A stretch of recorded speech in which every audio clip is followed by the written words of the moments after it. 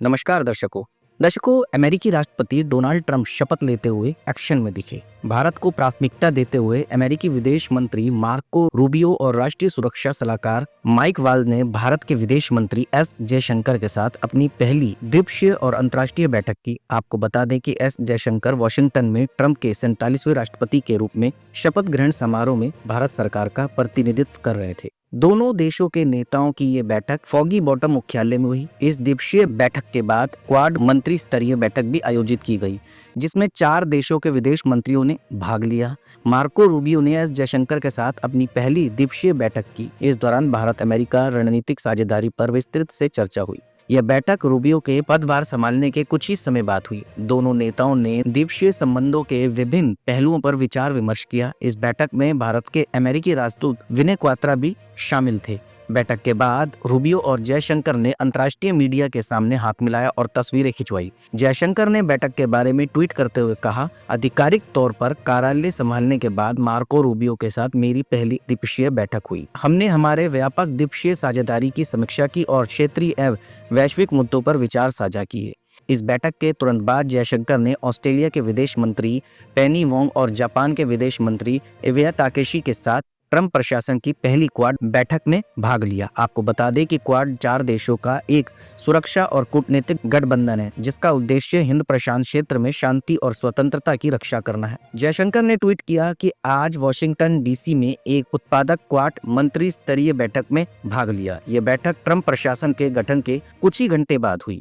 यह इस बात का संकेत है कि क्वाड सदस्य देशों के विदेश नीति में इसे प्राथमिकता दी जा रही है। इन बैठकों के बाद जयशंकर ने माइक वाल्ज से भी मुलाकात की, जो ट्रंप प्रशासन के नए राष्ट्रीय सुरक्षा सलाहकार हैं। ये वाल्ज की पहली अंतर्राष्ट्रीय बैठक थी। दोनों नेताओं ने द्विपक्षीय मित्रता को मजबूत करने और वैश्विक स्थिरता और समृद्धि को बढ़ाने के लिए सहयोग बढ़ाने पर चर्चा की। इसके अलावा दर्शकों, स्टारगेट नाम की एक नई कंपनी शुरू होने जा रही है, जिसमें आने वाले 4 साल में 500 बिलियन अमेरिकी डॉलर का इन्वेस्टमेंट किया जाएगा। इसका ऐलान खुद अमेरिकी राष्ट्रपति डोनाल्ड ट्रंप ने किया है। इस रकम को भारतीय करेंसी में कन्वर्ट करेंगे तो ये लगभग 43 लाख करोड़ रुपए बनती है। अमेरिका की 3 बड़ी कंपनियों के बॉस की मौजूदगी में डोनाल्ड ट्रंप ने ऐलान किया कि वह एक नई आर्टिफिशियल इंटेलिजेंस कंपनी की शुरुआत करने जा रहे हैं, जिसका नाम स्टारगेट होगा। इस कंपनी का मकसद अमेरिका में आर्टिफिशियल इंटेलिजेंस इंफ्रास्ट्रक्चर को तैयार करना है। स्टारगेट प्रोजेक्ट में अभी 100 बिलियन अमेरिकी डॉलर इन्वेस्ट होने जा रहे हैं। यह इंफ्रास्ट्रक्चर एआई में अमेरिकी लीडरशिप को सुरक्षा देगा, कई हजार नौकरियां पैदा करेगा और इसकी मदद से पूरी दुनिया की इकोनॉमी को बहुत से फायदे देखने को मिलेंगे।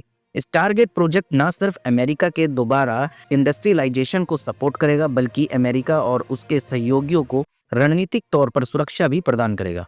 इस प्रोजेक्ट को लेकर काफी उम्मीदें दिखाई गई और आने वाले दिनों में इसके फायदे भी नजर आने लगेंगे। स्टारगेट प्रोजेक्ट में शुरुआत तौर पर इन्वेस्टमेंट करने वालों में सॉफ्टबैंक, ओपन एआई, ऑरेकल और एमजीएक्स शामिल है। स्टारगेट में सॉफ्टबैंक और ओपन एआई सबसे बड़े पार्टनर हैं। जहां सॉफ्टबैंक के पास फाइनेंशियल संबंधी जिम्मेदारी है, वहीं ओपन एआई के पास इसको चलाने की जिम्मेदारी है। इसके अलावा स्टारगेट प्रोजेक्ट के चेयरमैन का पद सॉफ्टबैंक के सीईओ मासायोशी सोन संभालेंगे। इसके अलावा माइक्रोसॉफ्ट, एनवीडिया, ऑरेकल और ओपन एआई इसके शुरुआती टेक्नोलॉजी पार्टनर होंगे। स्टारगेट प्रोजेक्ट अभी अपने शुरुआती चरण में है और इसकी शुरुआत टेक्सास से होगी। अन्य कैंपस भी ओपन किए जाएंगे, जिसके लिए सबसे ज्यादा उपयोगी जगह को खोजा जा रहा है। स्टारगेट की बात करें तो इसके कंप्यूटिंग सिस्टम को ऑपरेट तैयार करने के लिए ऑरेकल, एनवीडिया और ओपन एआई के बीच पार्टनरशिप हुई है। सोमवार को ट्रंप ने शपथ ग्रहण समारोह में ओपन एआई के बॉस सैम एल्टमैन भी शामिल हुए थे। सैम एल्टमैन ने पिछले महीने एक न्यूज चैनल को दिए इंटरव्यू में बताया था कि उनका मानना है कि ट्रंप अमेरिका में एआई इंफ्रास्ट्रक्चर के इन्वेस्टमेंट को अट्रैक्ट करने में काफी अच्छे साबित होंगे और हम आगे काम करने के लिए तैयार भी हैं।